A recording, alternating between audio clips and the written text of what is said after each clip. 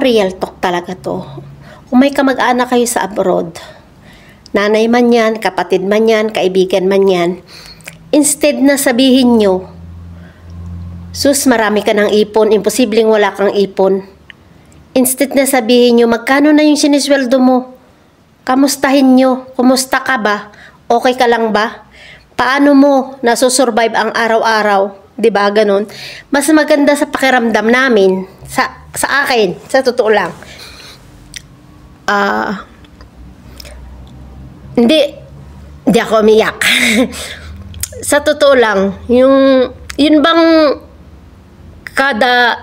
kada message nyo ay sasabihin nyo, marami na akong pera, sasabihin nyo, malaki na ang sweldo ko. Hindi lang siguro ako, siguro maraming OFW na ganun ang tinatanong. Mga kamag-anak nila, kaibigan nila, sinasabi nila na siguro ang dami mo ng ipon. Siguro malaki na yung sweldo mo. Imposible na hindi ka tinaasan ng sweldo. Pwede namang sabihin nyo, kumusta ka na? Okay ka lang ba? Puti nakakasurvive ka dyan.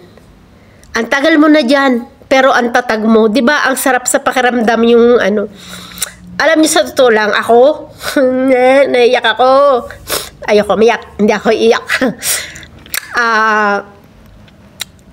Naaalala lang ako, ako mismo, naaalala lang ako pag may pinupost ako ng malungkot.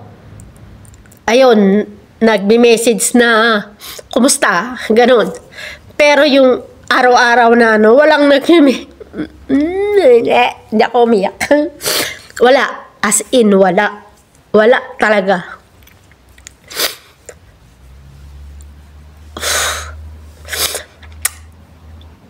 Ganun, parang, ewan ko, kasi wala kasi akong amo, kaya nag-i-emote ako. Mas maganda talaga yung marami kang ginagawa kasi hindi ka nakapag-isip ng kung ano-ano. Pero pag wala kang ginagawa, kung ano-ano iniisip mo. Yun lang. Sa totoo lang, totoo yung sinasabi ko. Mas maganda yung kamustahin nyo. Okay ka lang ba? Nakakaya mo ba?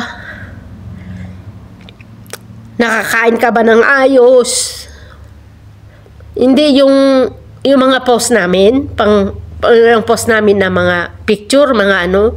Saglit lang yan, minuto lang yan. Pero yung araw-araw talaga na ginagawa namin, wala naman kayong alam doon. Wala kayong alam doon sa hirap. Sabagay, kanya-kanya tayo ng hirap na pinagdadaanan. Pero mahirap kasi pag malayo ka, mag-isa ka lang. Mahirap talaga, mahirap. Lalo na pag nasa ibang bansa ka. Sa Pinas kasi marami kang nahihinga ng tulong. Kahit na hindi man sa pera, yung pagdamay ba dito, ikaw lang.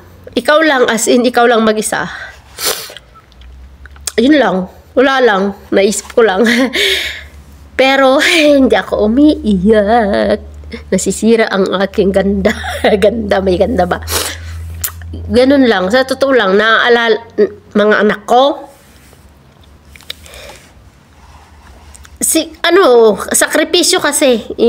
Alam ko na yun, sa umpisa pa lang, alam ko na hindi magiging malapit sa akin yung mga anak ko. Kasi nga, ang tagal kong wala sa kanila. Pinili ko yun kasi gusto ko para din naman sa kanila. Ganun na hindi na nila maranasan yung naranasan namin noon na as in, wala, as in talaga. Wala. Ayokong umiyak, hindi ako umiiyak. Ewan ko ba, pag sa mga ganyong bagay, napakahina ako. Yakin.